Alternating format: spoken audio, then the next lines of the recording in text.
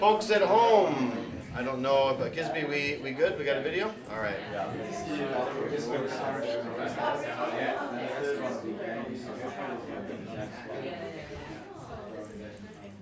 All right, quick welcome. Sorry things got started a bit later today. We decided to move things back. I posted on the event page. We're starting at 10:30 instead of 10 because our friend Ryan Hagland ended up, sorry Ryan, buddy, not feeling so well. He came down with a vid, COVID, and so he's up in Yamagata suffering, hopefully watching right now. But welcome to you all. Round of applause for making it here. Yay!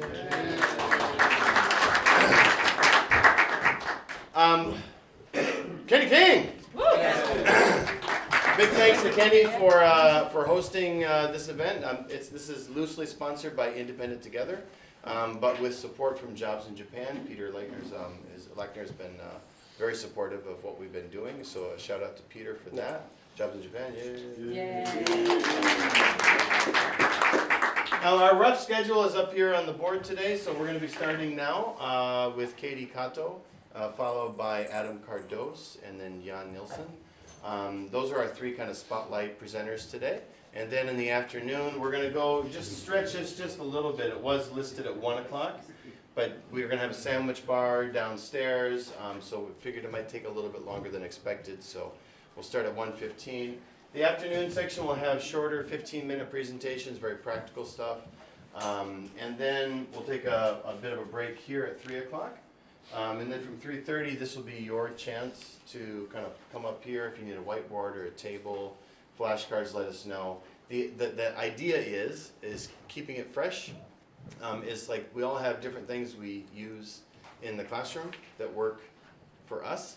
And so we want to just like jump, yeah, I did this, it worked really well, or this is always great, my students love it. I'm going to jump in and do a song that we just released because it's a lot of fun. And someone told me today, who was telling me? Yeah, that my kids love it. So that's the theme of today. So we're basically starting with kind of a little bit more of a presentation style, then something a bit shorter, and then we'll get more practical towards the end. And then we have a barbecue to finish things off. Yay! All right, with no further ado, just a quick thank you to Kenny King, by the way. Do you want to say anything real quick? By the way, I'm not lazy. The grass is long for a reason outside, so everybody thinks it's a thing called No Mow May we do with our kids.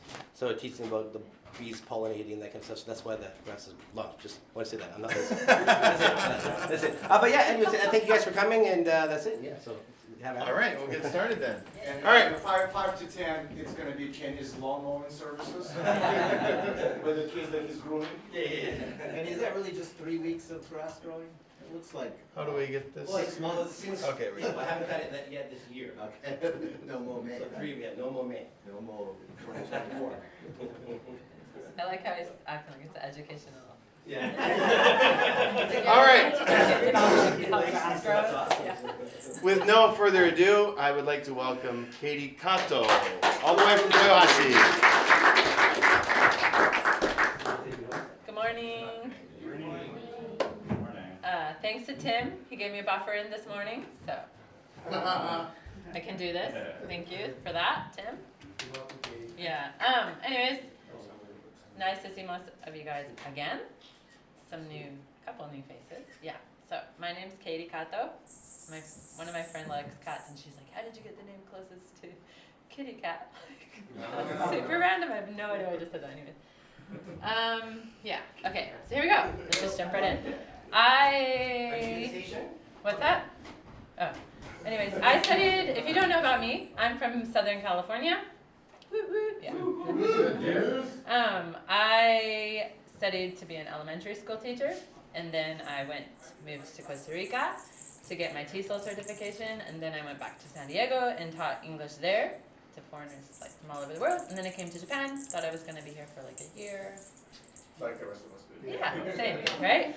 And had babies and made a family, and here I am. So I have a school, and we've been open, I think, 13 years, and I just launched a publishing company with the books that I've used at my school for a long time. Yeah, thanks to everybody's. You can do it. Yeah. I couldn't think of an English word right now, but that's cool.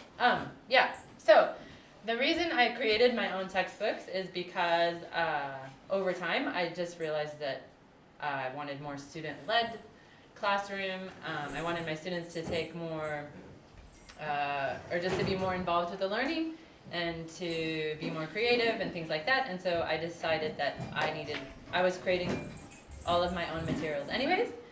And so I put them into books. And this is what we've been using at my school for about 8 years now. And it's made a big difference. So that's kind of, oh no, what's happening? We're back? Okay.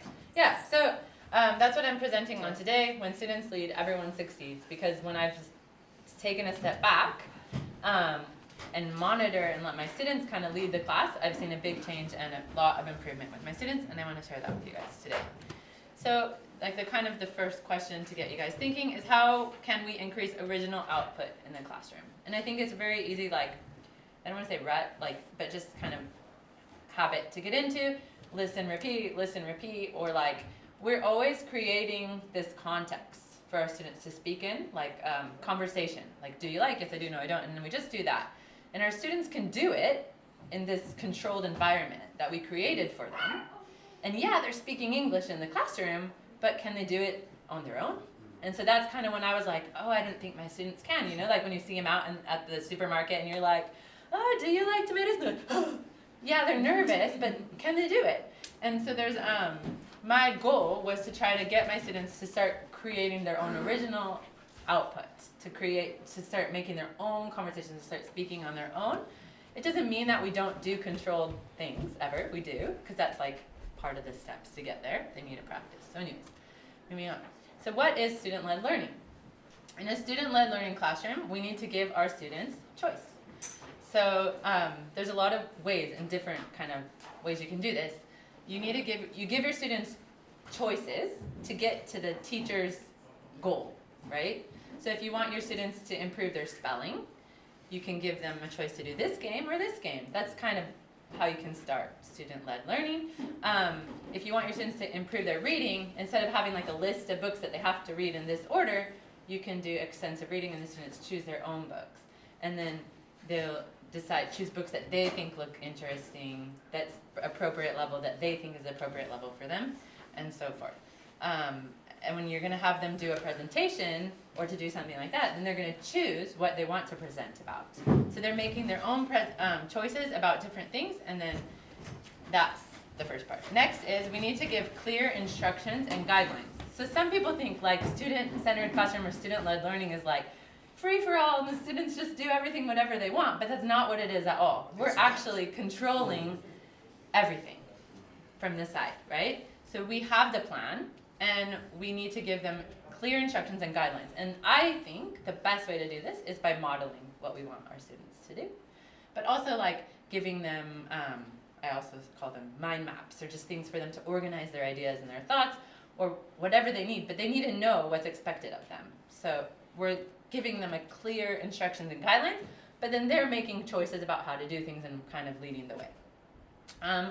We also want to show our students how to find answers.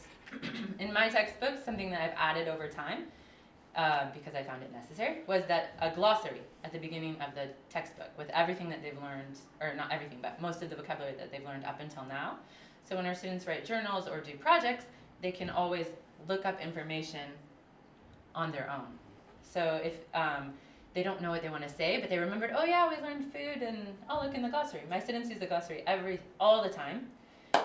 It's a valuable tool, but we also give our students, we also show our students how to like use translation apps or how to look up information on the internet. If they can't type it, they can use this microphone. So it's just like real world skills that we all use. So our students should be able to do that as well. Next, provide support and give feedback. So, for example, if you let your students choose their extensive reading book, but they chose a really super easy book, I'm going to ask my students, is it worth your time? Like, what's the point of reading that book? Do you think it's too easy? And they're like, yeah, it's too easy. I'm like, well, then why are you even going to waste your time and read it? Or if they choose a book that's too difficult, then I'll say, can you read that? And then they're like, yeah, whatever. Okay. And then, okay, well, why don't you read a couple sentences? And then they can't. And it's like, well, is that going to be fun to read? No. Why don't you choose an easier book? So that's one way that we can kind of provide feedback. Also, just giving feedback is kind of telling students why you're doing certain things, or asking them why they think you're doing certain things, or positive reinforcement. There's a lot of ways, and this is really important. Next, we need to let our students be creative, and finally, let our students lead. So I'm going to kind of show you guys how to do that in a sec. Why should we let students lead in the classroom?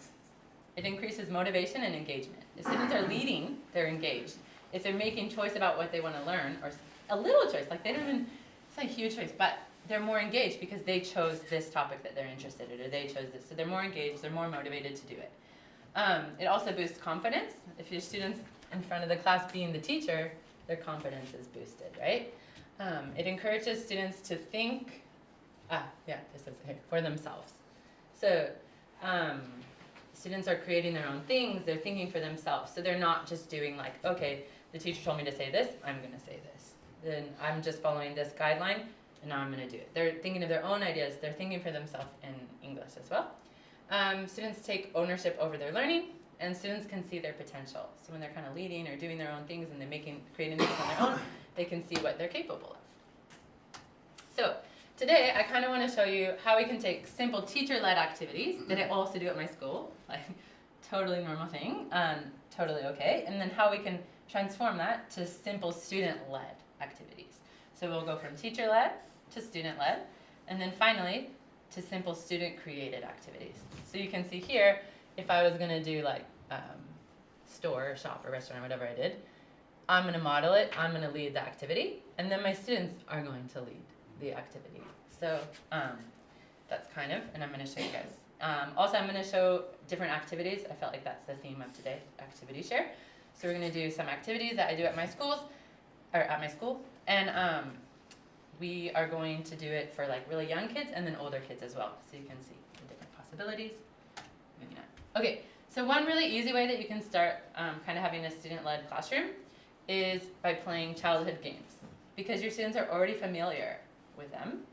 It's their like appropriate level play, things that they already do on their own, and they're familiar with the game. So my kids like, my little kids love to play hide and seek, and after I teach them how to do it in English, we have like a hide and seek, let's play hide and seek, and then who's it? And then so they're all good, and close your eyes, count to 10, and they learn all that language, but that's language that normal kids play anyways, and then once we've done it enough times, all of them can play hide and seek, and they can do it on their own, and it's kind of like a bribery. We'll play hide and seek at the end of class or something.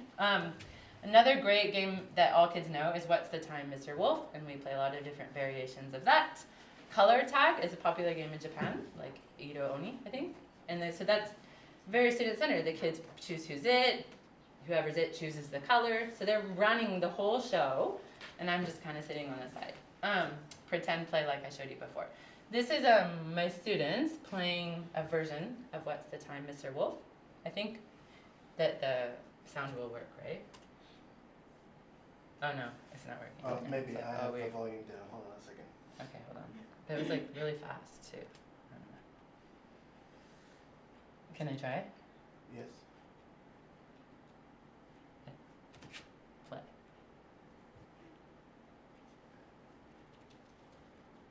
Oh, I think you're muted there. Oh, I'm muted. No, it's because Oh, the volume control is. it's telling the TV to take control of the. Hold on, let me have. Sorry.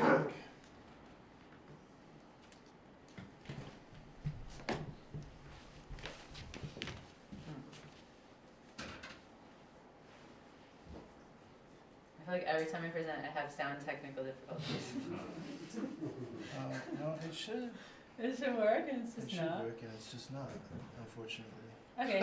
Sorry. Anyways, he's saying, can you, whatever, ride a bike or swim? And then all the kids over here, and then they'll say yes, I can, or no, I can't. And then he tells them what to do. So he says, if you can, one jump. So then all the kids will jump. And then he'll ask the next question, can you play soccer or whatever? And then the kids slowly, and then if he says, can you run, they all have to run away. So this is totally student-led. It's totally, he's choosing what he wants to ask. He's just creating all the language. And I'm sitting in the side taking a video. So, yeah. Your coffee. Yeah, I'm kind of lazy, so I kind of like this. Obviously, I taught them how to play it first and I was it, but now I never have too if we ever play that game. And they love it. They want to play all the time. Yeah, oops. Maybe not. Okay, cool. So today, one of the activities that I want to share with you is safari. So, first, at my school, if I'm going to teach the kids animals, then I will teach them with animal cards. So whatever, bird, frog, however I want to teach the animal vocabulary to my students. Then, after I do that, I'm just going to put these cards around the classroom. So, lion here, hyenas here, sloth, that's my favorite animal if you guys don't know anything about me. Koalas here.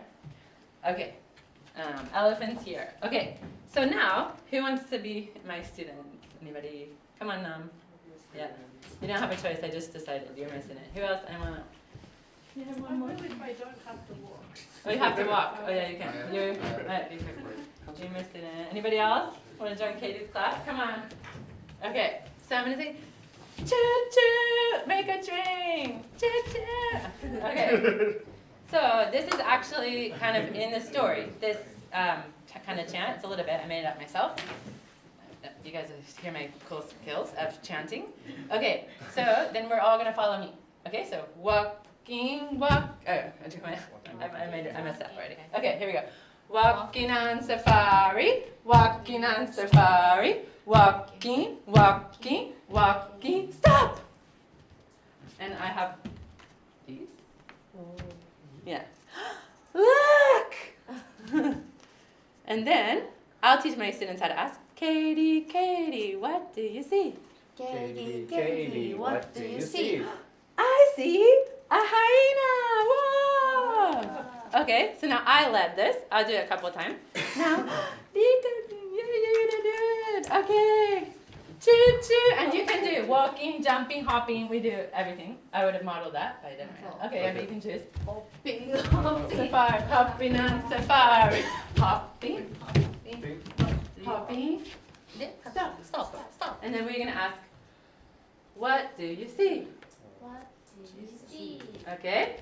I see a koala. Wow. Okay, thank you. Okay. Okay, good job. You're gonna come back again. Okay. So, I taught my students, so I led the activity, and then my students led it. Obviously, I would do a little more modeling so they know how to do it, and they get it. And now then they're, who wants to be first? Okay, and then they'll be the front of the train, and now they're leading the activity. And, cool. Okay, anyways, then, now I want it to be student-created activity. So I'm going to show my students animals that I made. So what's this? Snake. Okay. And what's this? Giraffe. Giraffe. And what's this? Hippo. And what's this? Bird. Okay. Then I'm going to let my students make their own animals. So we can make them with paper like this. They can do coloring, like I have the animals they can do coloring activity. They don't have to draw. Or they can draw their own animals. I could just give them a blank piece of paper. They can draw their favorite animals. So, and I'll give my students a choice. Do you want to color or do you want to draw? Or if we're doing this, I probably want to give them a choice, but they get to choose what animal they want to do. So it's all their idea. Do they want to color it or do they want to draw an animal? And what animal do you want to do? And if my students want to do an animal that's not in the book, that's okay too. Because then they're going to learn what that animal is in English. So that's really a lot. So, after they make their own animals, then we're going to hide them in the classroom. Oopsies, so I'll put it here, whatever. It's kind of hidden. Like this, and hide the animals somewhere so just a little bit you can see what it looks like. Yeah, good idea. Okay. I'm glad you did the snake. Okay. How much time would you give them to create these? To make the animals? We probably did 10 minutes or something? yeah, I think 10 minutes is a little bit, if it was just to color it in or to draw, I think 10 minutes is enough time. But if you wanted to make a craft out of it, maybe it would take a little bit more. But the students would have to ask for the color of paper that they want and stuff like that. And I also always have my students be like the leaders. So who's the paper leader? And then they have to always ask that person for that color paper, or who's the grand leader, and then, so they're also leading that as well. they're talking a lot to each other. Anyways, so now they've made their animals that they're going to put in the class. We're going to hide them, and then we're going to get back in line. You can also make these with your students, and I do because my students love it. This is just with 2 pieces of square paper. It's very easy and very fast. You just tape it together, and they can color with crayon on it or put stickers, and then they have their own binoculars, right? Students love it. And this is with the toilet paper roll and origami paper. Yeah, it lasts longer. Anyways, so I'll get my students in the train again. And now this time, we're gonna go like hopping on safari. I'm not gonna hop because I'm hungover, but hopping on safari, okay. And then we're gonna say, well, hoppy, stop, okay? So now I'm adding the next language that we're doing that's actually in the story.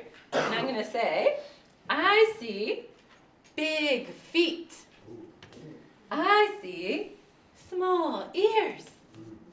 What is it? Maybe. Yeah. I was just asking about yours. Yeah. I was just gonna say that, but I don't want to be a bit. I didn't want to be mean. Yeah.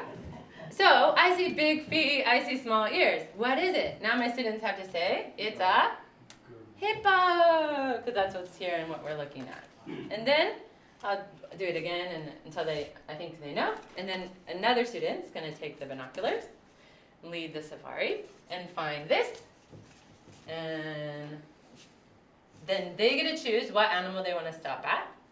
They get to choose how they want to describe the animal. They get to choose all of it.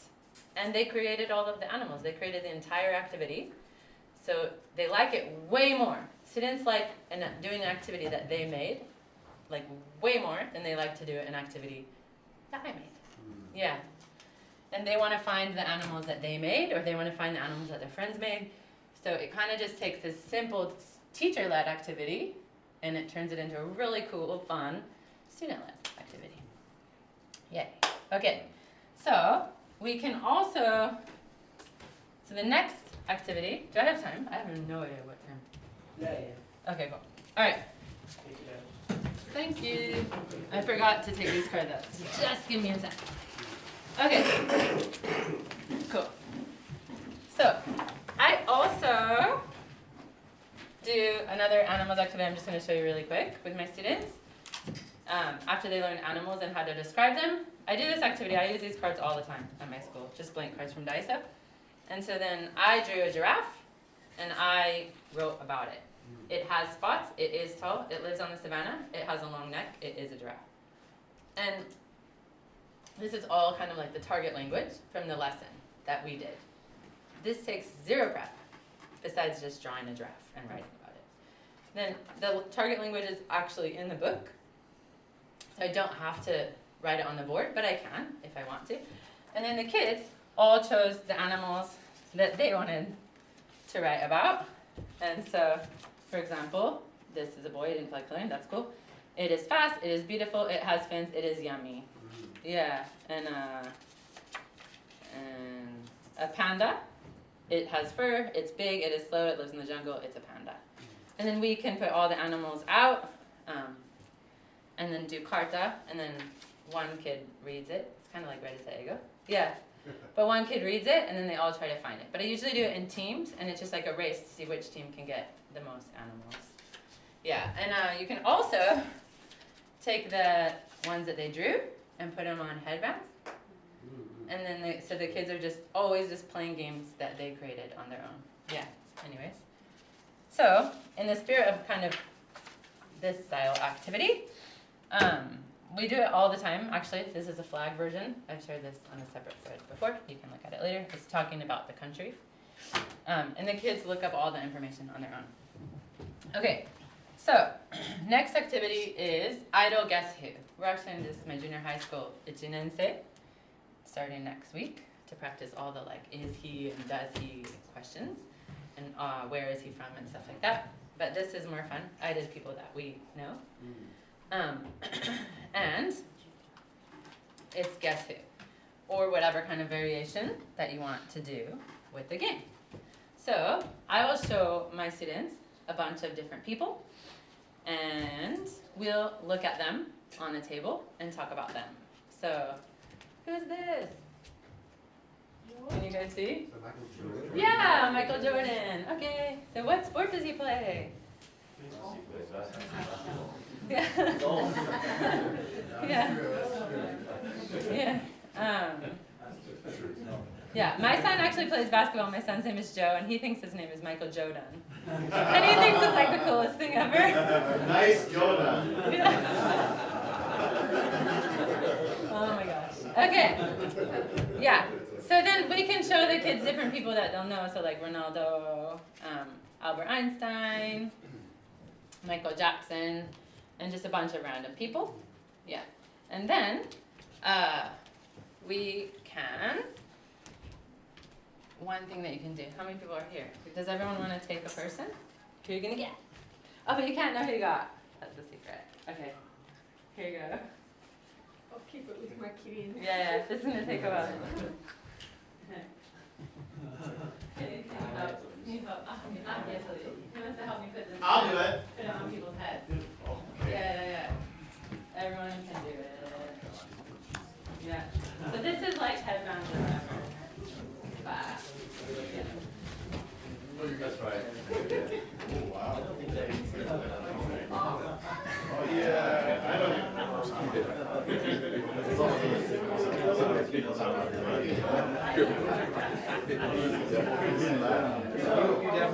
Hopefully you're over there. Okay. So we'll see who can get this. No, you didn't get one? Eric, do you have any more? Do you have any left over? You have more left over? Okay, so you have to ask questions. Yeah, you can start. Yeah, ask questions and find out who you're Everyone can stand up. If you want to stand up and walk around, please do, okay? Okay.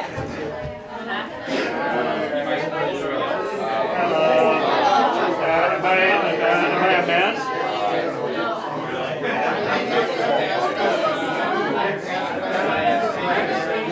I don't think so. Woman. Are you good at sports? No. No, you're not good at sports. Am I a singer? Or am I an entertainer? I don't think so. I don't think so. Yeah.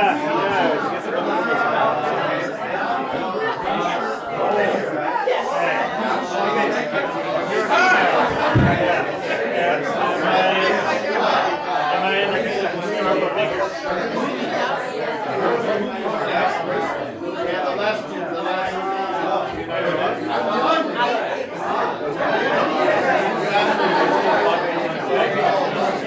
She's not good, so it's probably somebody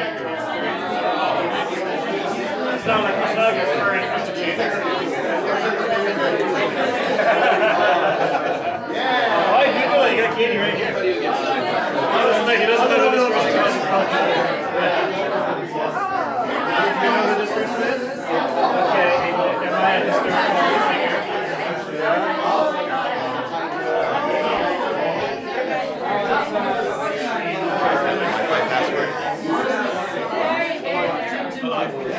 Send it to my email line account.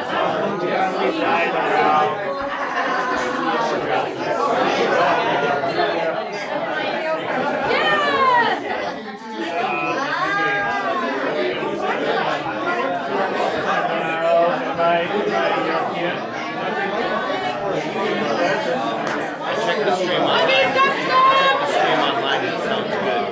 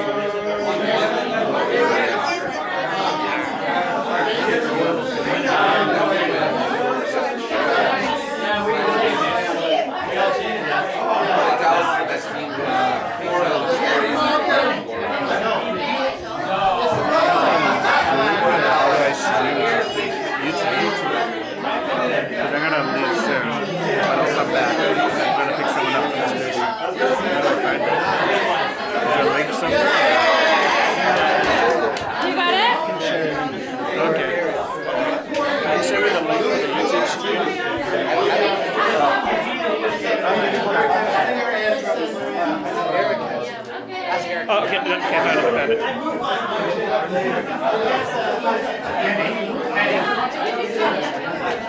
そう誰だった？知らない人。知らないよ、知らない。だから他の人は全部わかるけど私知らなかったから絶対他の人のビンゴの当たると思った。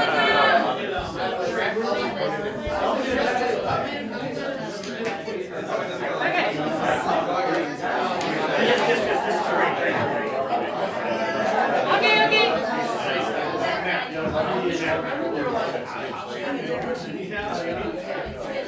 Okay.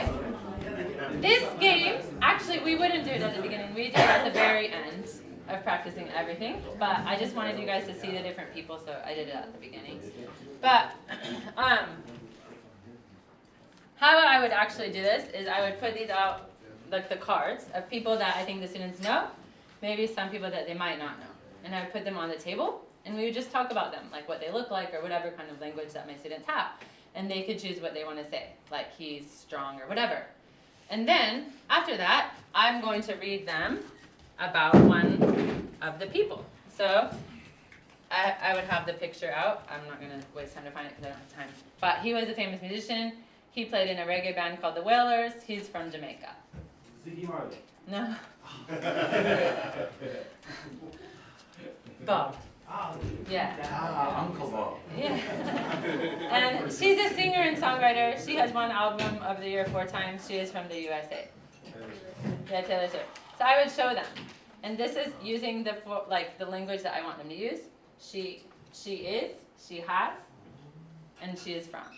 This is simple, basic. But yeah, I can choose whatever kind of like target language I want them to use. And then if he's dead, then he was. So they're practicing past tense. So you can practice that as well. And the reason that maybe they don't know everybody is because now the students can choose one person on the table to find out the information about. So they'll write their own card, look it up on the internet, and you can show them how to do that. Like, for example, Bob Marley facts. Then if it's facts, they'll get simple things. Or if you have the target language, they can ask the internet, where is Bob Marley from? And then they can find out the information on their own. And you're teaching them how to find information on their own. So they'll do this together, and then you can play the same kind of carta game. They can read this and find the people and do that. So they created this activity instead of me. I just made 2 examples. And I'll put, like, this would be my board. So this is how I would kind of write the target language. So living, he is from, he plays. Dead, he was. So whatever you choose to be the target language at your school, you could just put it on the board, and then the kids can look it up. And you can model how to look up what they need to look up. If you don't model how to look up, they're going to get, like, how can I find this information? And to be fair, it's a little bit difficult to, like, find information deep in Wikipedia for kids. So it's better if you have them ask the question or something like that, right? So after they've done this, and we'll play the game, now the students get to choose anyone that they like. This is where it's more fun for them. They're not talking about people I told them to look up. They're going to choose, like, Jungkook from BTS or whatever. Or, you know, like, whoever's famous that I can't think of. I don't want to sit, I've done it before, like, famous Japanese people. And then, like, trying to find, like, who my students are going to like, and it takes forever, and I'm over it, and then I'll find people, and then they're like, you know what I mean? Like, or, like, I know the faces, but I don't know their names to look them up and stuff. So, like, my students should be doing that. So then they'll look up the people. They'll make a card or whatever for homework, or 2 cards. You just give them some cards. This is your homework this week. They're like, yeah, this is my homework. Yeah, this is your homework. Super easy, fun. Then they'll come next week, and then you play the game again. After you do it, and you've played with all these people a bunch, that's when I would do this game. And you can, just like this, you can, if you want them to ask yes or no questions, then you put kind of some yes or no options on the board. If you want them to ask, where is he from? Does he have pets or whatever, like that. And so that's how you can make it like that. We're actually going to do this with our junior high because they're going to start asking, like, those kind of questions. So we're going to have them, like, and I'm just going to put from, or like country, age, pets, or whatever. Like, we made one about Otani. We did, like, this whole quiz game thing. But anyways, we're going to turn it into this next. And so then the kids can ask, they can show a picture. Where is he from? He's from wherever, the USA. how old is he is whatever. So they'll look up information about the people and they'll practice asking all of those questions that they need to master. For junior high, but it's way more interactive and fun for them, and it's student created. And so those are two kind of ways that you can take teacher-led games and turn them into student-led games, and then finally turn them into student-created games. Yes? That was awesome. Just curious about what age would they play the Guess Who game? The Guess Who game. Upper elementary? Yeah, upper elementary. Yeah. So that's what I tried to show, like, you could do it like this, but you can do similar things with animals or whatever they want to do. My books also have Guess Who in them, the upper elementary 5th grade class, so they do that then. But then to make it more student created, we will turn it into people that they know. Yeah. Do they print out or draw the picture or the card? I give them the choice. Yeah, because some kids are really good at drawing, and then some kids hate drawing. So if the kids don't want to draw, I tell them either if they have to do it for homework, then they should send me a line of the person so I can pre-print it out. Or if it's in the class, they'll just airdrop it to my computer really quick, and I will print it out. But I know everyone can't do that, so what I do if my kids don't like to draw, I just draw like a really bad stick figure and like make it really funny, and then the kids can do that. Yeah, so they don't feel bad. Yeah. Yes? This researching, this is homework, or would you also do this in class? Researching about the people that I chose, usually I will do that in class because I'm also showing them how to do it. And then researching about the ones that they choose, usually I'll give that for homework. I was just thinking, did you get them to ask, like, hey Siri, where's Bob Marley from? Yes, Verbally? yes. It's really good practice for pronunciation as well. Or you can make them type it. When they look it up, I'm really sure. Where's he from? Yeah. Yeah. Oh, any other questions? That's it? And that's it, yes. What if, they don't know who the character is?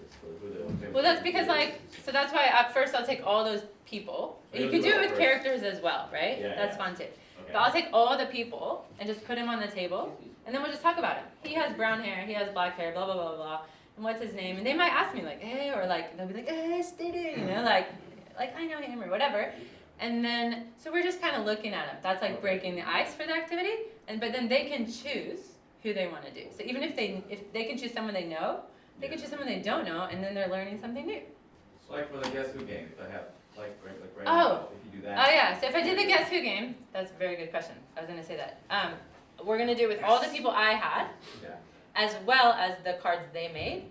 So I'm going to take a picture with the iPad Yeah. and put it on the TV.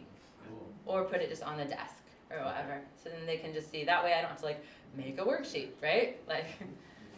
I'm lazy. So it's like having the kids do all the work. Yeah. That's that's why I do student-led learning. Okay. Yeah.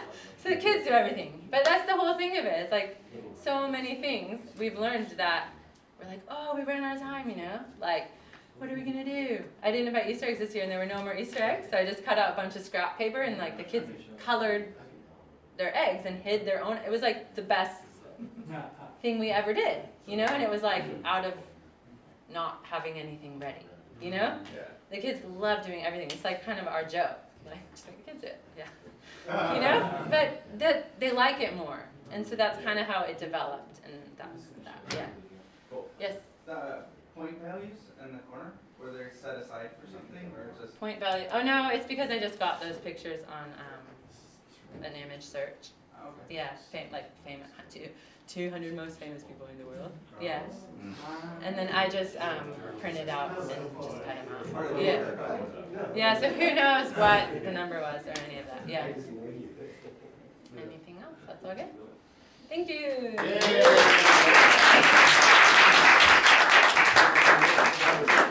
Yeah. And I brought my books and everything, so if you want to see those, yeah. Sorry it took too long. Really exciting presentation coming up. The title, as you can see, is called Presentation Title. I don't think I've heard a better one ever. This is Adam Kardos presenting on Presentation Title, ladies and gentlemen.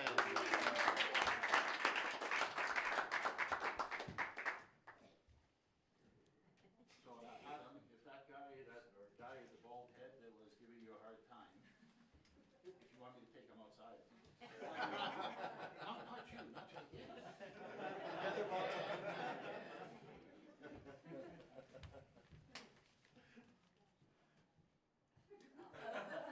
Now you have no presentation.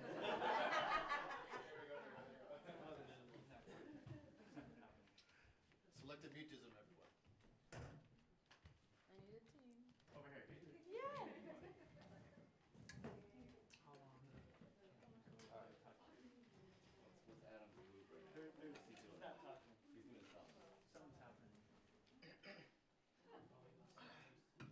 You're hungover too.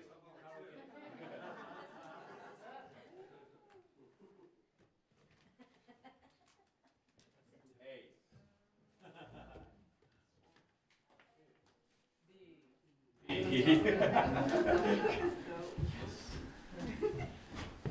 Dark.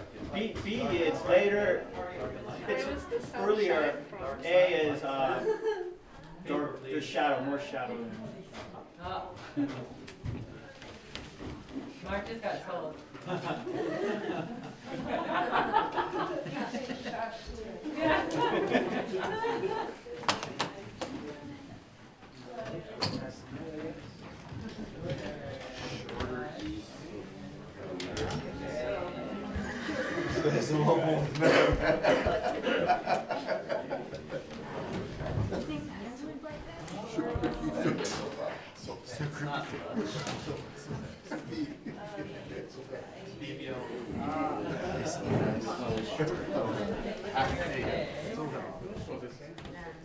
What's the deal? Don't talk. Oh.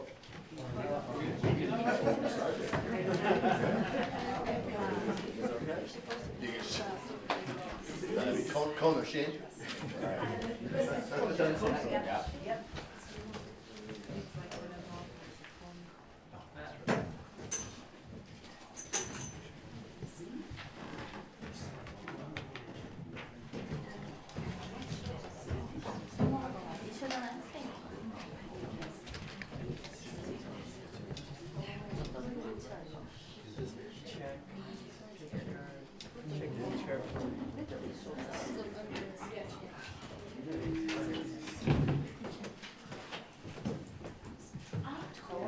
Oh, much, maybe we gotta get rid of much.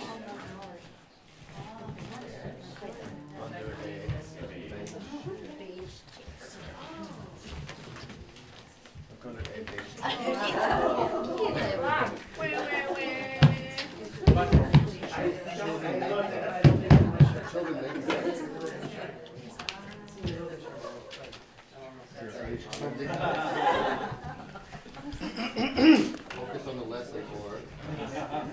Children make that. Is there a beige chair in there? Any other beige? Oh, I see. Under a Beige chair.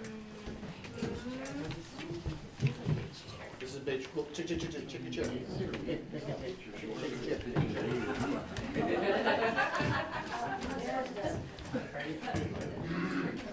Oh, under there. A bit. Not much. Can I take it off? So let's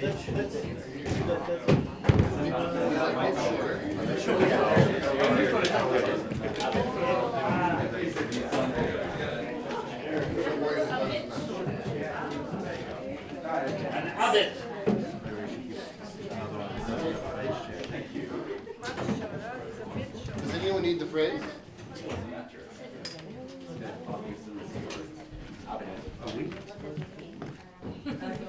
Probably next time. You don't want to. I think, no, actually, it's a bit Yeah, I think we need the phrase, this one needs the phrase here. a bit short. They don't have a beige chair. I think we need it here. Here you go.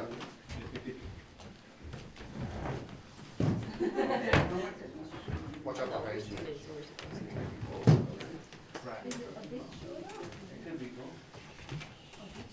And then you can switch it. I don't have glasses. Moment.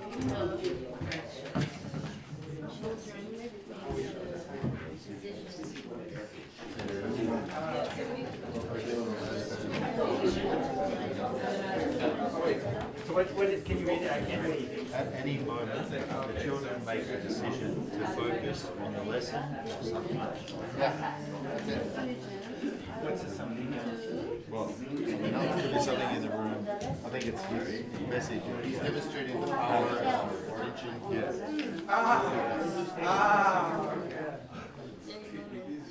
Read it one more time. At any moment, the children make the decision to focus on the lesson or something else. It's pretty quickly shift to something else. Me too.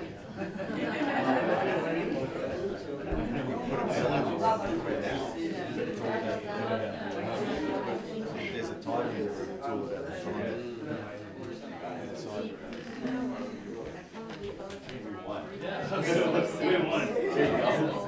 Yeah. This is really, It's a good message. he's demonstrating the power of classroom.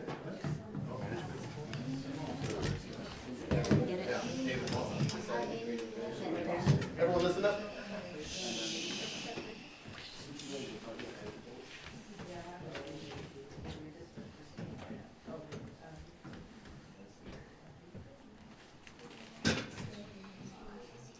At any moment, children make the decision to focus on our lesson or something else.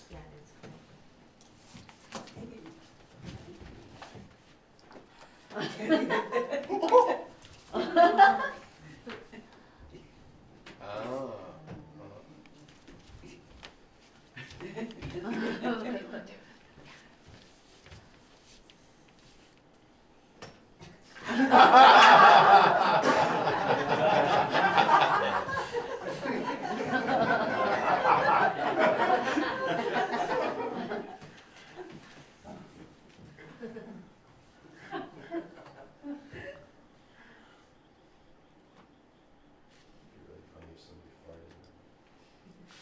The question is,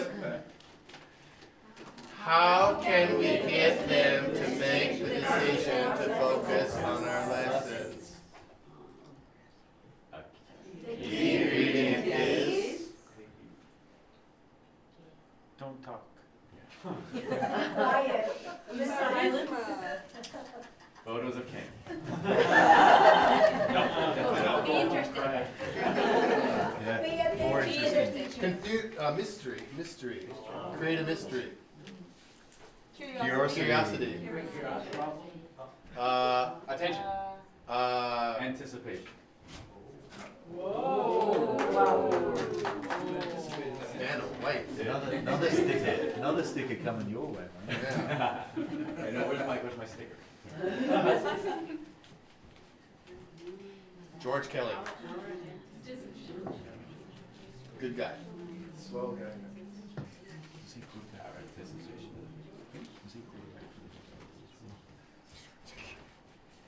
That was George Michael.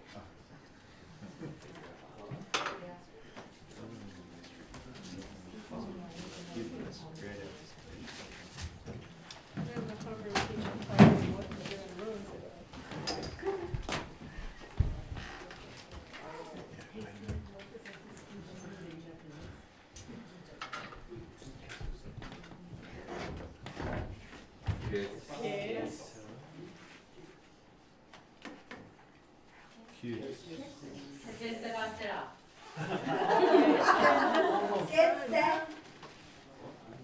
¿Qué se suele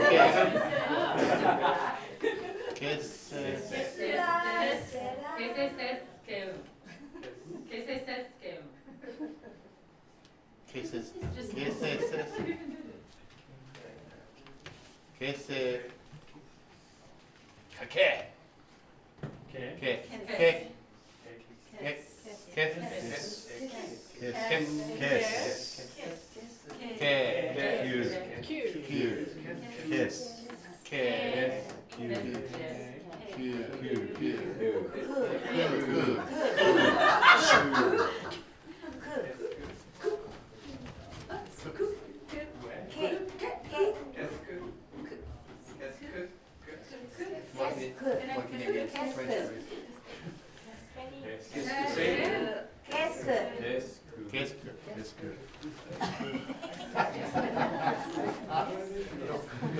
Don't poke my eye.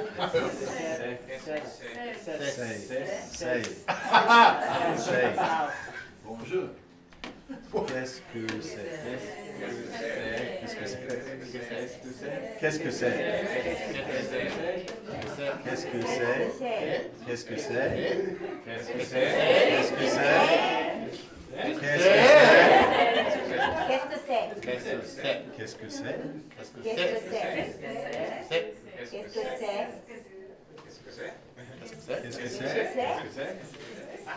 que c'est? C'est on.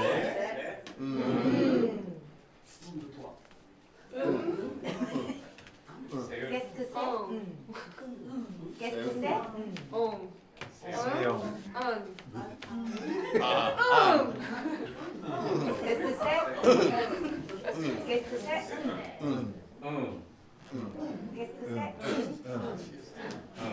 Qu'est-ce que c'est? Qu'est-ce que c'est? Qu'est-ce que c'est? Qu'est-ce que c'est? C'est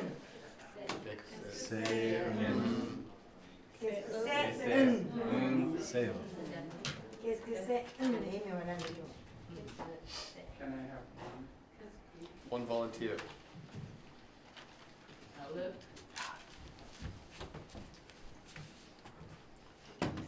¿Por qué?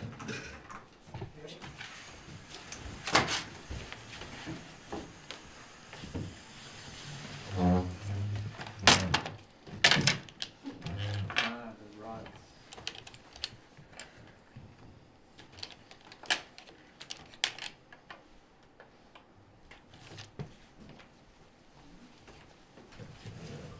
Qu'est-ce que c'est?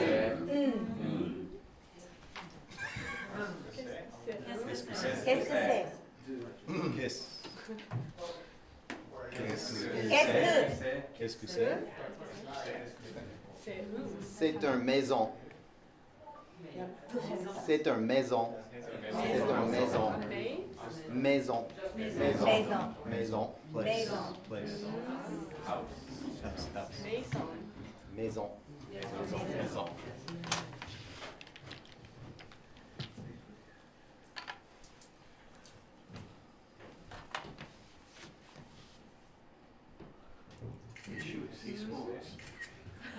Qu'est-ce que c'est? Qu'est-ce que c'est? C'est un lit.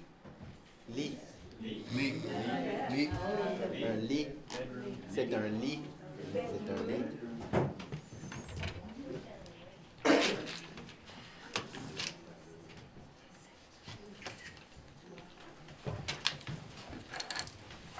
Qu'est-ce que c'est? Off.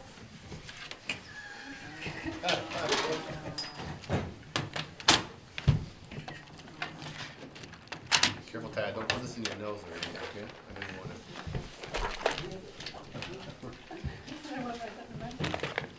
Oh, you need to break some. Qu'est-ce que c'est?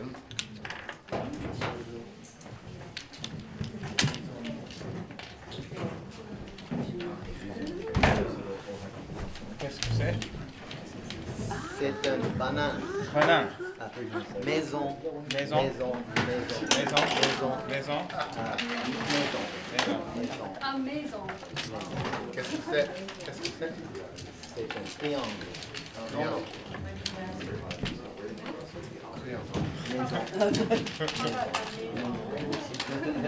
Comme ça. How many bedrooms would you like? Ah.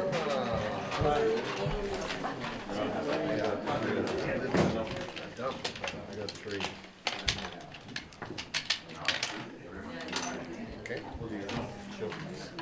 3 bedrooms. French fries. Ah.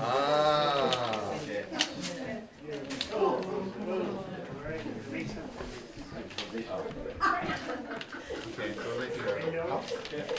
Each thing represents a bedroom. I think, well, you said a lot like sleep.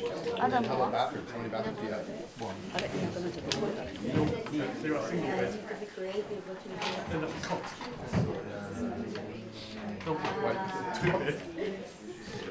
Qu'est-ce que c'est?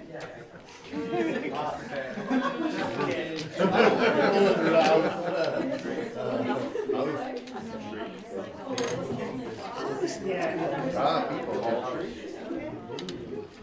I don't know if you're supposed to get 3D. Is it French? It sounds French, but I don't think it's French. Really? Canadian, all Canadians should probably speak French. Canadian speaks French. Douche. Douche. C'est un douche. C'est un douche. Qu'est-ce que Voilà. C'est un. Voilà.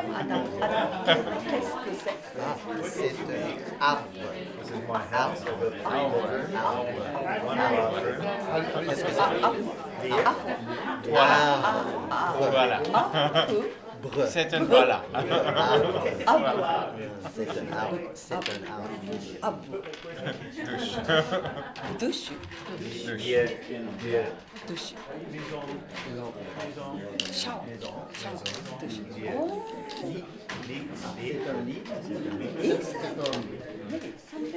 Maison.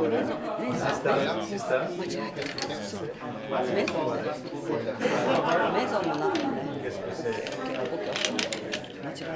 Moi.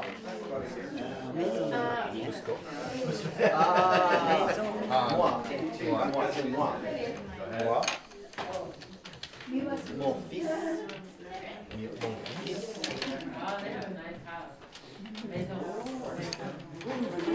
Papa, maman.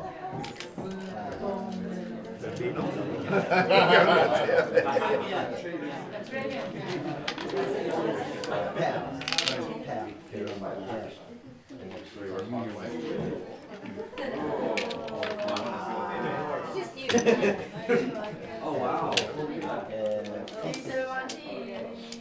Yeah, I think the point is like what's today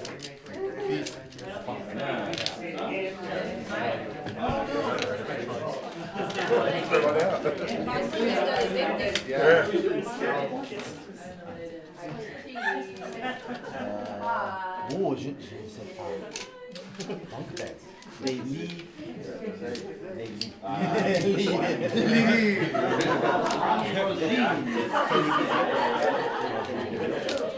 What else could it be? C'est le sofa. C'est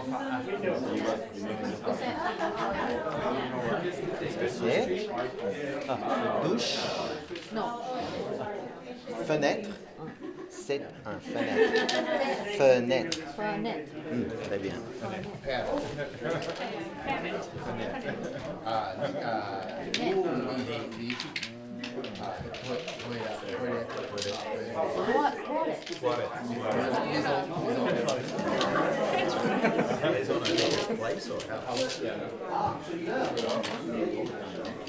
You're doing great. Thanks for your support. Oh,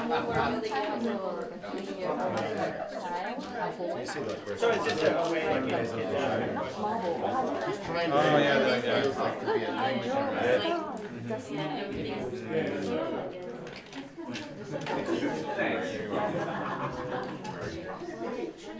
I saw there. And I felt.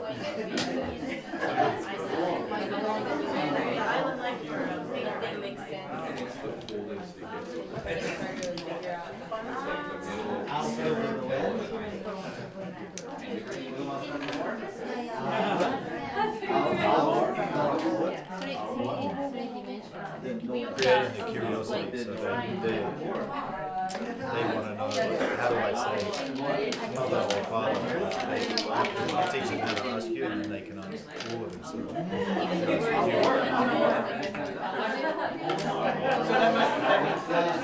Yes. I don't know. Rods. He's in rods. What is a campfire?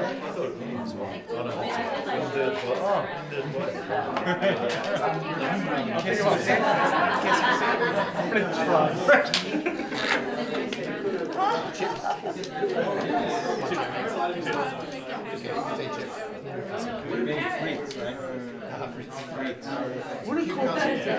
This is a backwards hamburger?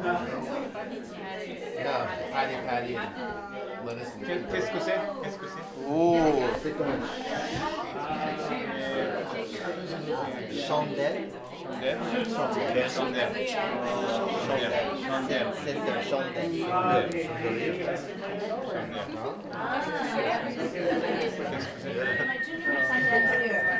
It's a candle. Chandelle. Candle. All right, everyone, stop. Please listen to Adam as he doesn't speak to us.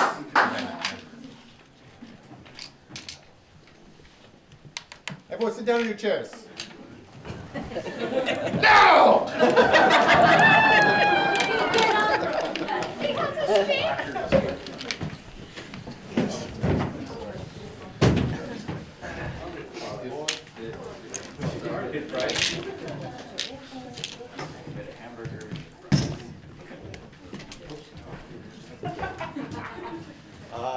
I'm gonna speak now.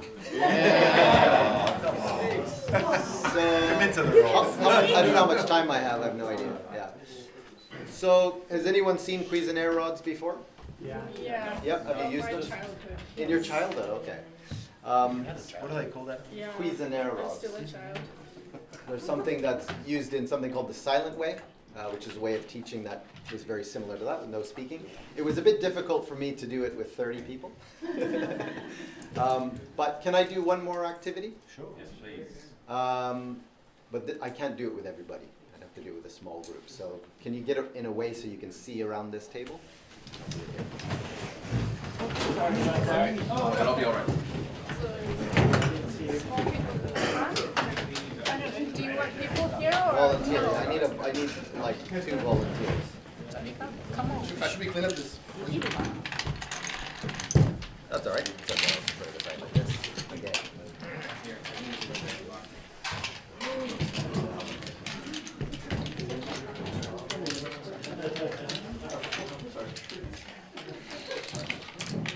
Nam, can you put it down so people can see? There's like a wall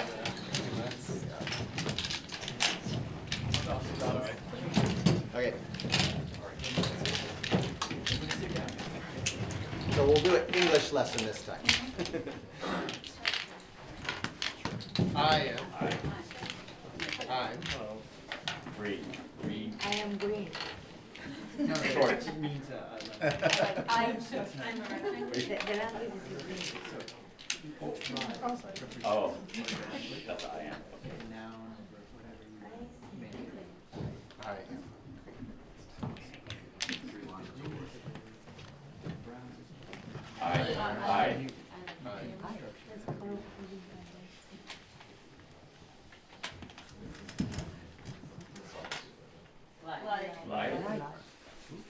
Like.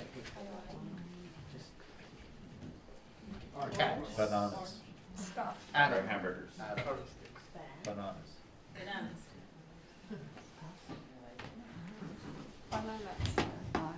I like bananas.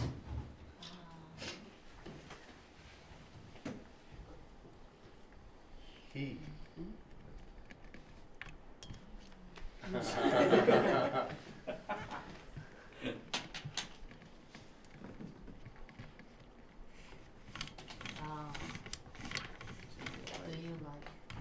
Do you like? I. Do I like bananas?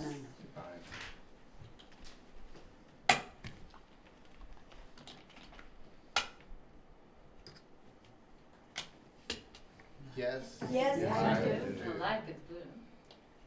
Yes. Yes, like to. Stick up. Yes, Yes, I I do. No. No. I Do. do. Don't. Don't. Don't. Don't. No, I don't. No, I don't.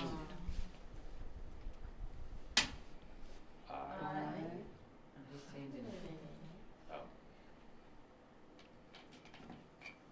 She. She. She likes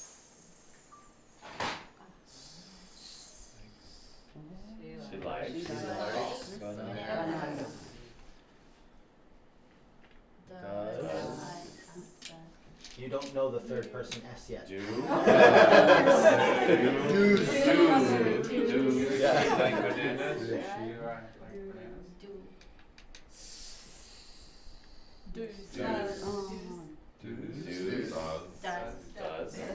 Does. So somebody, basically one thing to jump in real quick to break character for a second, somebody in the class will have a little bit of knowledge, and that's how you kind of work it. If they have, everyone has 0, you do need to speak a tiny bit.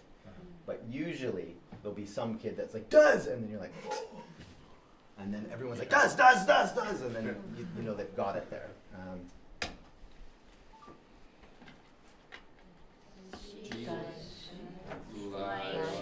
Like bananas. Yes. She.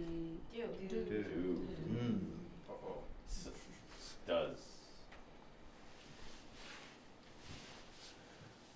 Does. Yes, she does. No, she Do it. Don't.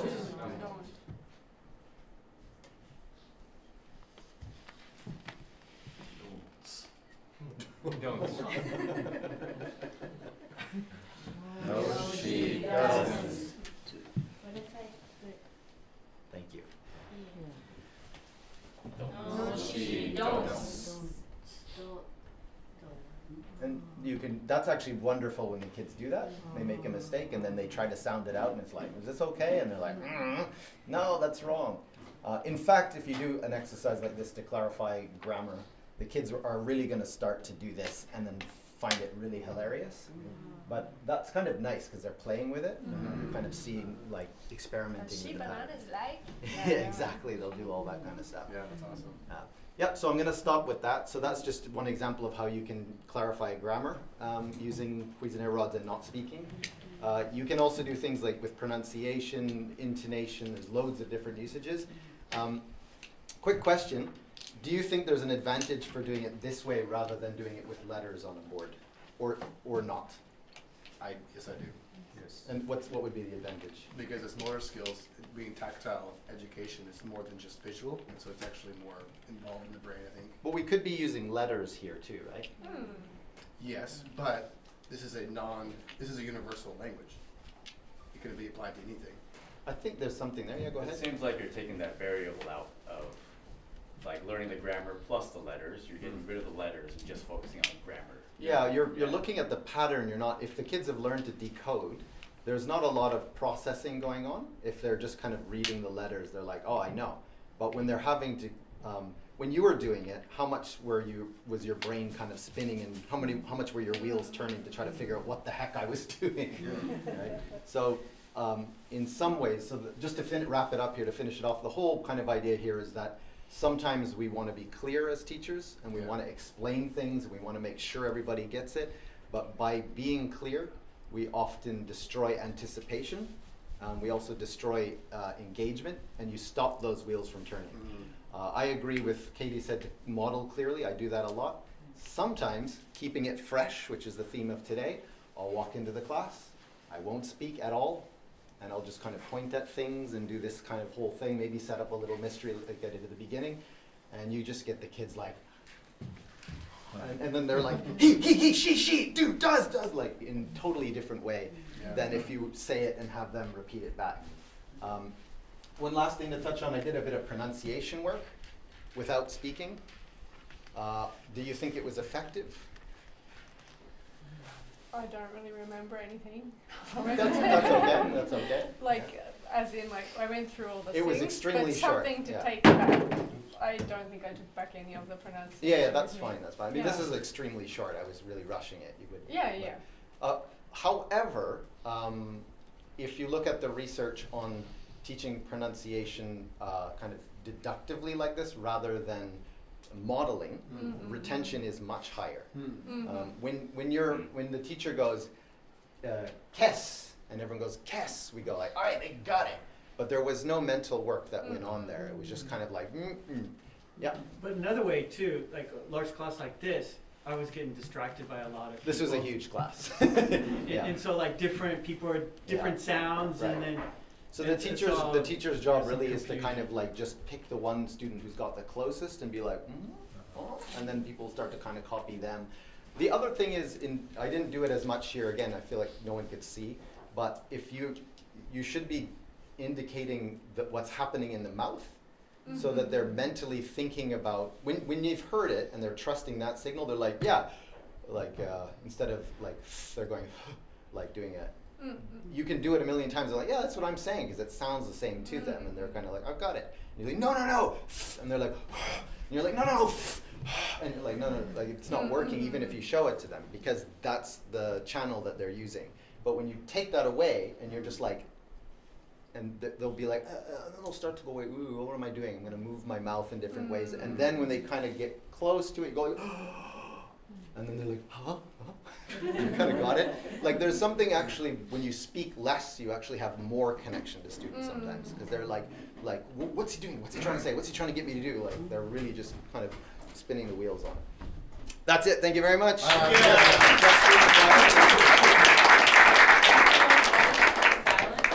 The silent way, which is a humanistic method out of the 70s.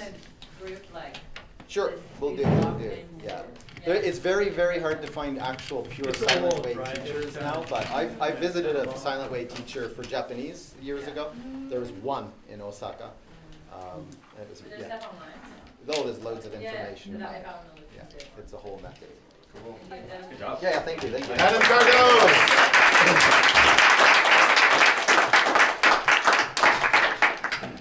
All right, we are going to get cleaned up a little bit, and lunch is getting ready downstairs. We have one more spotlight presentation before lunch. John?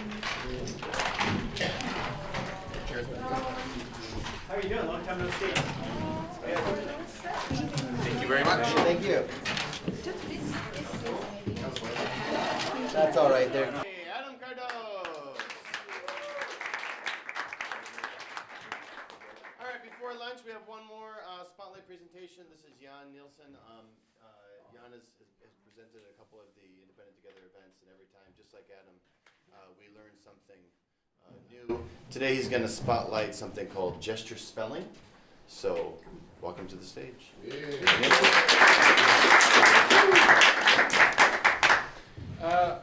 Some of you may know me, some of you may not. My name is Jan. I'm originally from Seattle.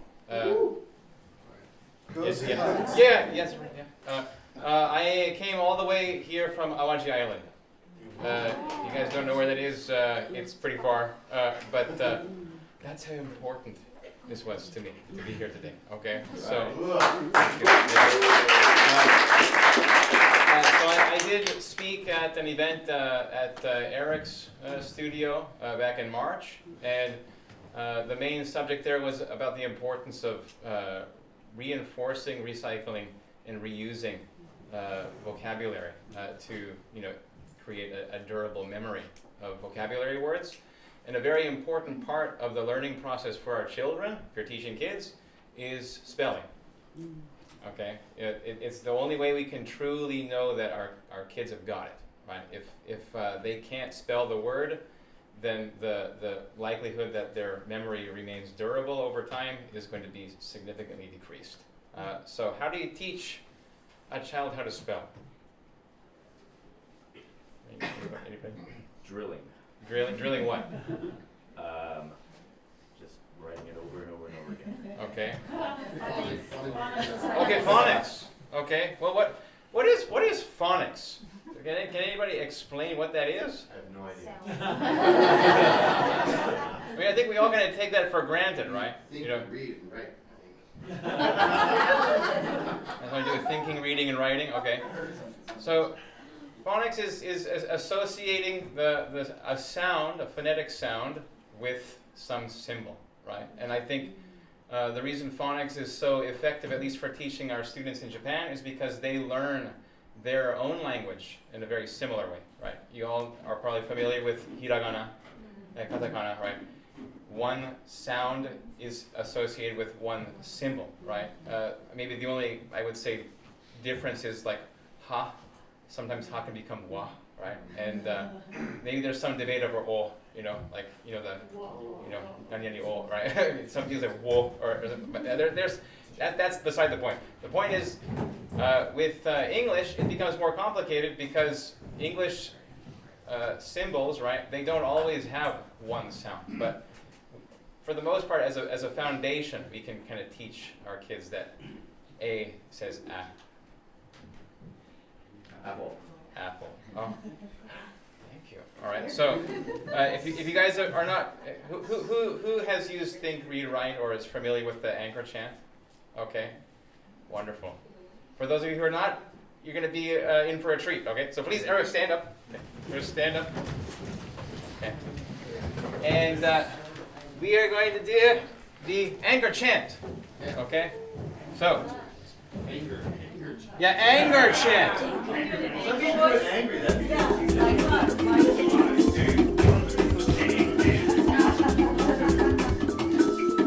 You go watch me, okay, no. apple. Apple. B boy. C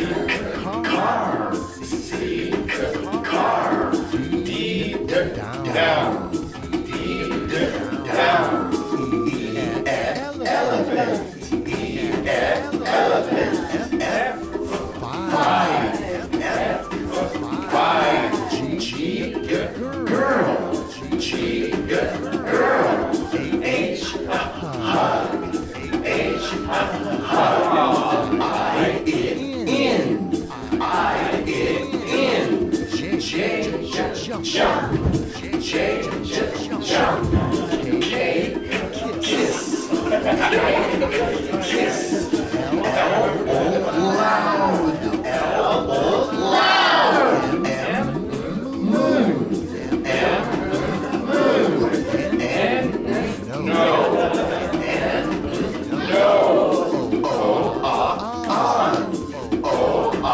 On. Panda. Q quiet. R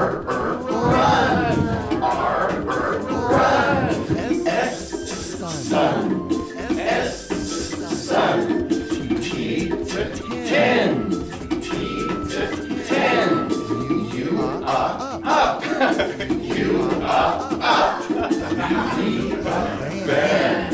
Viva van. W watermelon. X 6. Y yes. Z 0. Hey!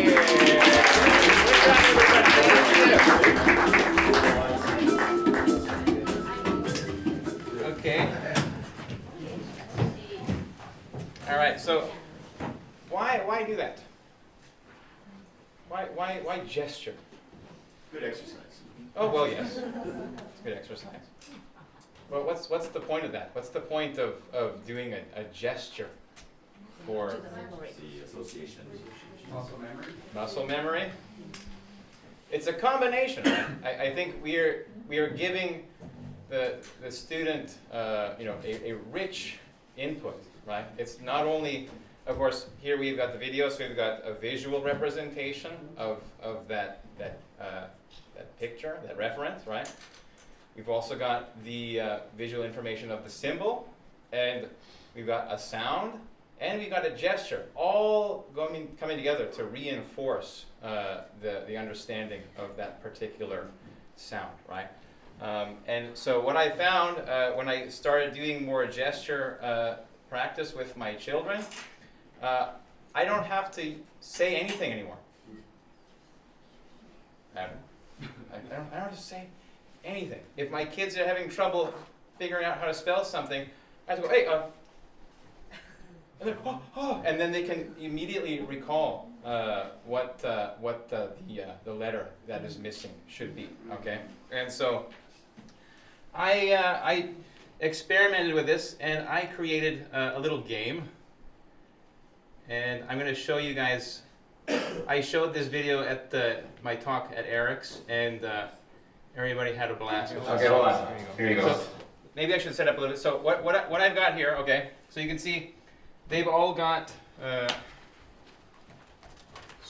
these small cards, which are basically just the image, okay? There's no letter on here at all, okay?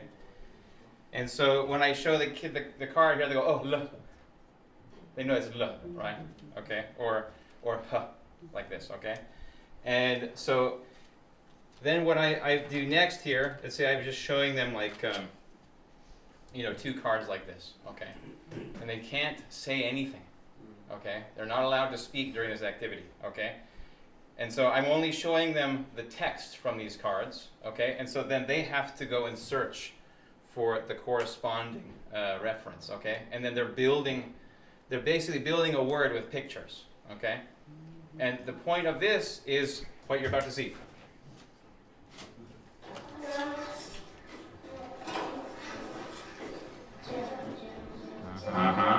Very nice, Dean. Okay. Okay, you got it? All right.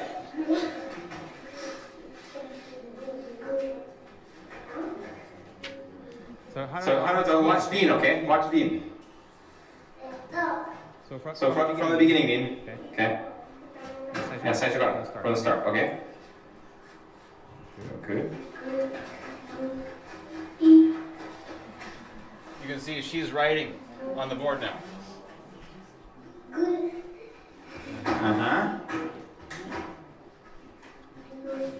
Also, the boy, you can hear him sounding out the sounds when he's seeing the gesture.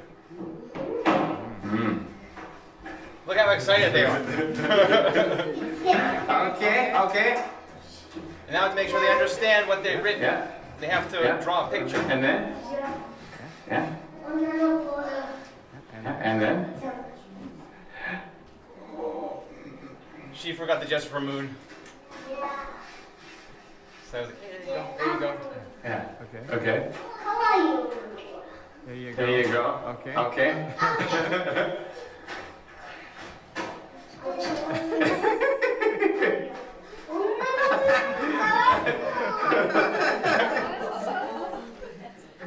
Oh, thank you. Very nice. I let them put on their own points as well. It's a. That's right. It's a. That's right. It's a girl jam. Yay! Good job, you guys. Good job. So those kids. They were actually the boy. Okay, hold on. Here. The boy was still Nencho-san at that time, but they were first, second graders mainly. Okay, so even really small kids, they get it. Okay. Now I'm going to show you some older kids. Okay.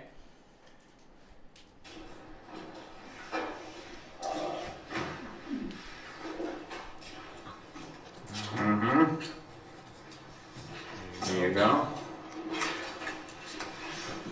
Incidentally, the words were chosen randomly. I was shuffling through the cards and I told the kids to say stop.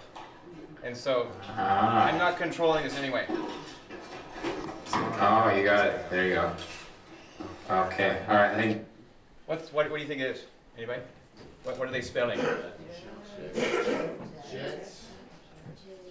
Oh, you can't see because her end's in the way there. You're ready, Sayo. Yeah. So what's that? One more time? Jet quack. What the heck is that? Doesn't matter because the children figure it out, right? You ready? You ready, Hunter? Almost? Their images are quite funny. So Hunter, be careful.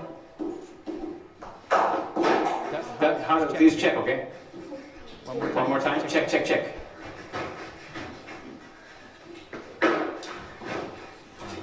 you go. Okay, all right. You guys ready? This is the best part. Here we go. 3, 2, 1, go!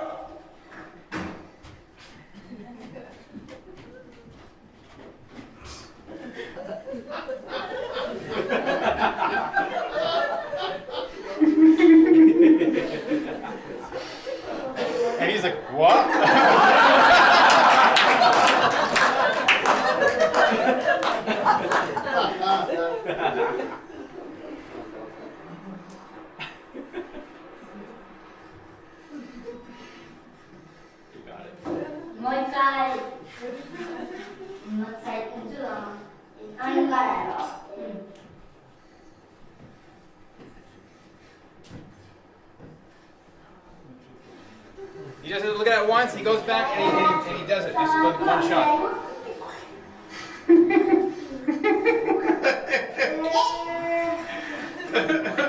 So like, what is that? And now they have to use their imagination. How am I gonna represent this, right?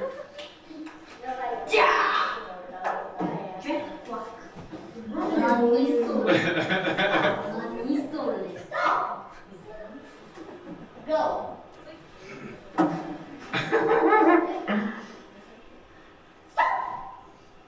Ah. Go.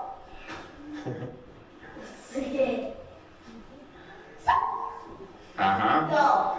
I see. He's Oh, an nice. artist, yeah.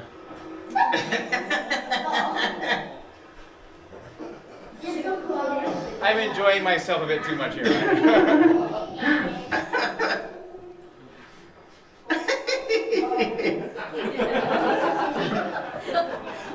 There you go. Nice.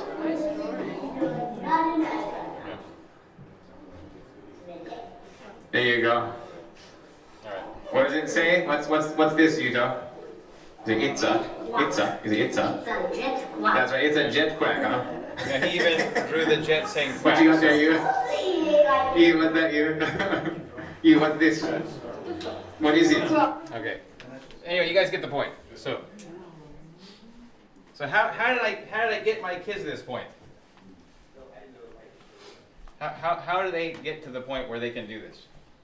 Anybody want to make a guess? No. Yeah, I don't offer material rewards in my classroom, but it was through constant repetition. And I used to think that that would get boring, and for some of the older kids, they're like, they, eventually, they kind of get tired of it. So I do switch things up a little bit. I'll make the thing go faster, right? Or I won't play the song at all, and I'll have the kids lead the activity. But the important point is, once I start trying to use the gestures this way, they pay a lot more attention, because then they get it. They understand, oh, that's why we're doing this. And so, we have this new tool we can use. And one of the things that really surprised me the other day, I was, this is from the TRW1. This is like the, just the basic, you just learn all the 26 basic, phonics. But I have some of these kids now going into TRW2, where they're using digraphs and some of the more complex phonics. And I had 2 kids who were working on spelling a word, and one of the kids noticed his friend had made a mistake, and when he pointed to the mistake, he did a gesture. I didn't tell him to do that. He's like, oh, it's actually this, and then so they're just like now using it now as a resource to help each other in the classroom. So guess what, guys? We get to try this now. Okay? So I need 2 teams of 4 people. So 8 volunteers. All right. Okay. Okay. And so what we're gonna do? Okay. We're gonna divide the whiteboard into 2 here. Okay. We have a space for drawing. Don't worry, I'll be nice. Okay. Us here? Okay. And so we're going to come up to the front of the room, okay? Actually, I'm going to put this over here.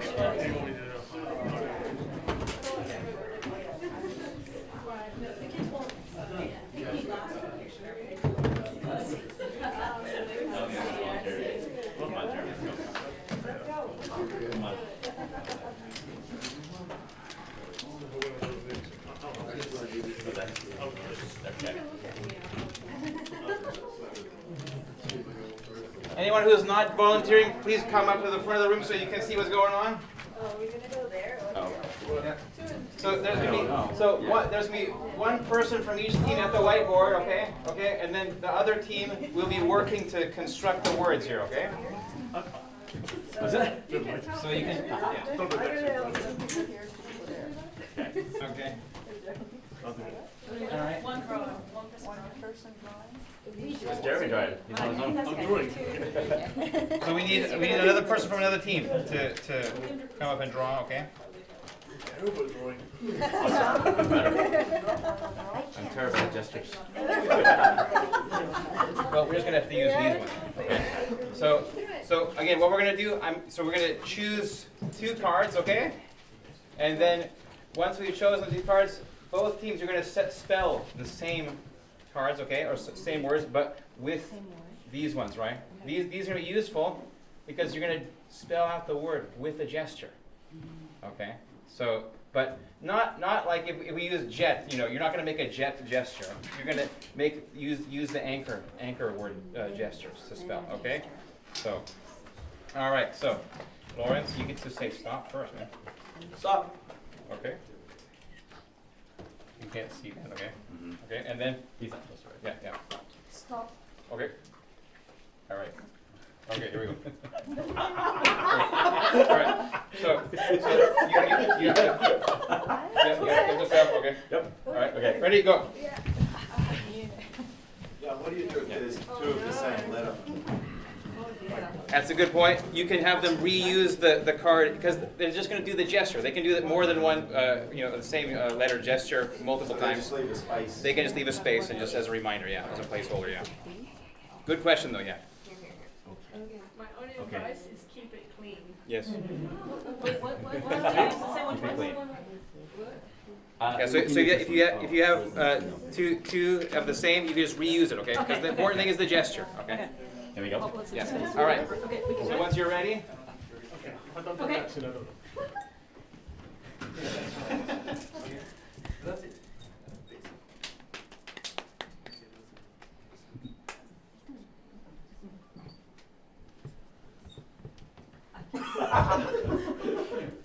Mutter. Keep it clean.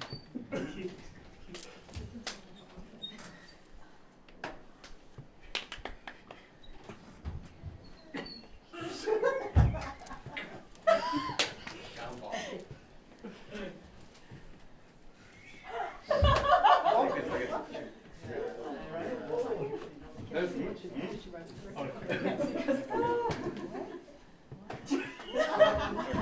Now you have to draw.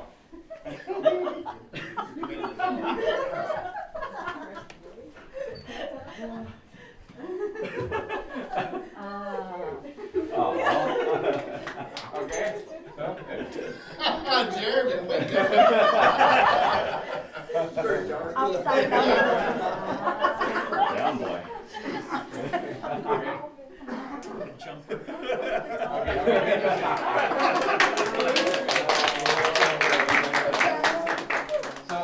So I like this one more. these images also, they create a teaching opportunity, right? Because some kids, they're like, what's that? What's going on here, right? And then oh, this is what you say to a dog when it's trying to jump on you, right? So, The cat. this one, yeah. What happened? Go on. Yeah. What's next? Oh, we'll call the ambulance, right? Okay, so now we're gonna switch, okay? We'll cycle a little bit here, okay? So we can switch partners, okay? So maybe we can have another member of each team come up to draw, and then we can have one more round here, okay? Just for fun, okay? So for the student, you give the more under No. No. No.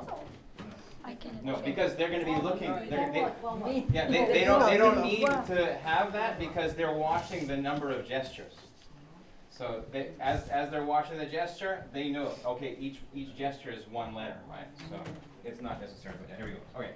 So we can say stop. Okay. Oh. All right. And then.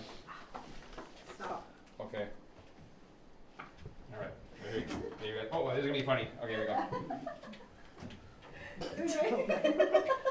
All right.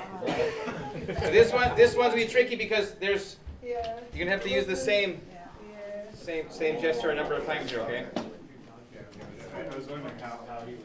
Yeah, what do you do I was wondering if what they they get were to the doing point this where it's on the board but they can't read the word, like they couldn't read down? That's, well, in that case, then of course we can get help from a child that can do it. Okay. Yeah. I try not to intervene too much. Yeah. Yeah. Okay. Wait, just a moment now. Okay? We want to make it fair now. Okay.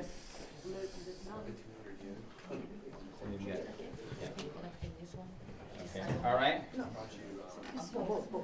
Okay. So I'm going to leave it here so you guys remember how many you have to do here. Okay. Here we go. So, all right. Ready? Here we go.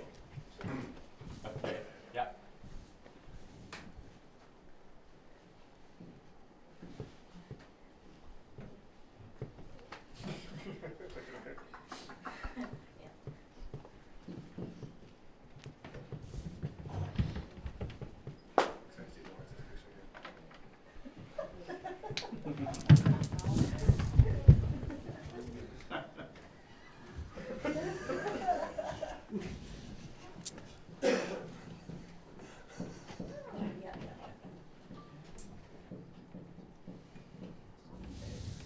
Done with the hair, Lawrence?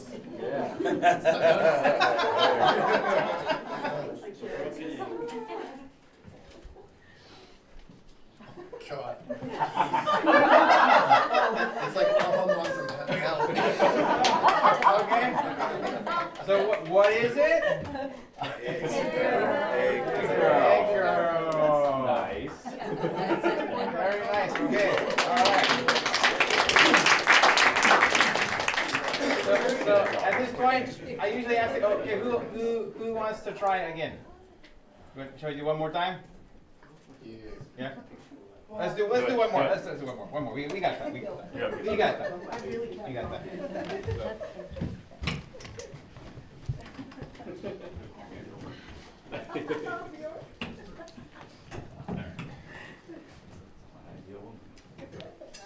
We have another artist.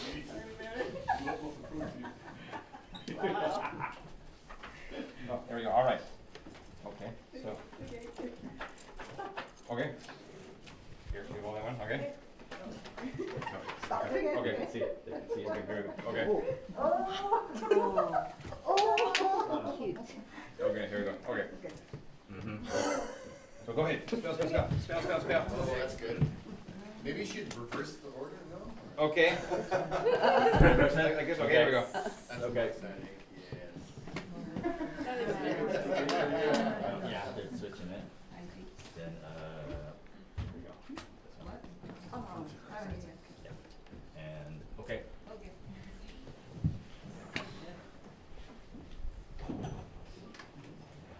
We're waiting for her.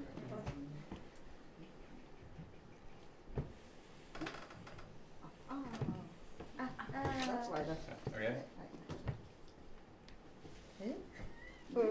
And then here. There you go. Okay. Yep. Okay. All right. Okay. And then. Okay. Yes. Okay. Ready? All right. Ready. Go.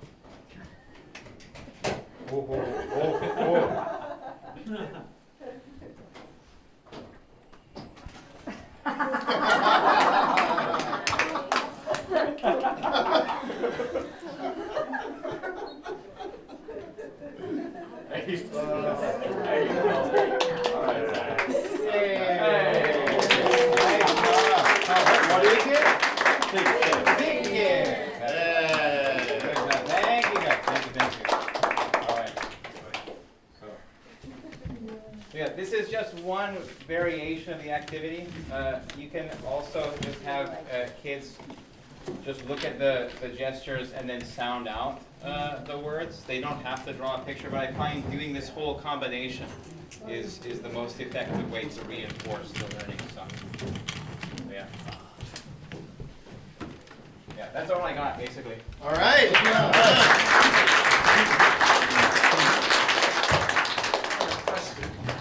question. Yes, from, got questions, yes. When would be a good timing to do this activity? Like during TRW1, you know, that they just learned the vowels right now, right? Mhm. So when would you do this activity? I started doing this, you know, once we could actually start building some words, right? So you get into like, of course, the first unit is just vowels. I would probably start doing this maybe around unit 3 when they've actually got some consonants to play with, right? And then we can just, you know, build from there, right? But, you know, I think they do get to have exposure to the consonants through the words that they get for the vowels in the beginning too. So I do try to like show, hey, like this has a sound too, you know, and try and get them to kind of see how things work. Sometimes they don't get it, sometimes they do, but usually the kids that do get it, I get them to like help the kids that don't, and that's why I have them working as a team, right? So in the case where, you know, some kids are a little bit, you know, weaker on the sort of the connection between the gesture and the sound and the picture, I have them helping each other out as a team. And so then the only person that has to write is, you know, all they have to look at is the gesture. So, yeah. Thanks. Yeah. Just to throw something in there, if you use only the vocab from the readers, the first 2 stories of the readers, use the first 10 letters only. Yeah. So that can be your starting point for doing this activity. Yes. Yeah, that makes sense. Yeah. Just getting them used to it with really simple stuff in the beginning is, I think, the best way. I mean, I was, you know, giving them like all of these different words as a possibility here, right? So they you know, by this point, you know, the kids already know all of these words, and I drill the words regularly. So that's why, you know, once they write the word on the board, they can read it, and go, oh, and then they know what to draw, right? If they've seen the word for the first time, it doesn't work as well, right? But it is one way to teach new vocabulary as well, you know, through the gesture, because then they're spelling a word they don't know yet, they're reading it out, and they're like, hey, what is that? What's black? You know? Oh, and then you can just teach them the word then, because they can read the word, they can sound it out, but they don't know what it is. So they can ask, you know, you can say, oh, what's that? You can get them to ask you a question to teach that word too. So, yes. All right. Jan. Yeah, pretty simple. Very fun. Thank you. Yeah. All right. Good start to the day so far, right? Yeah.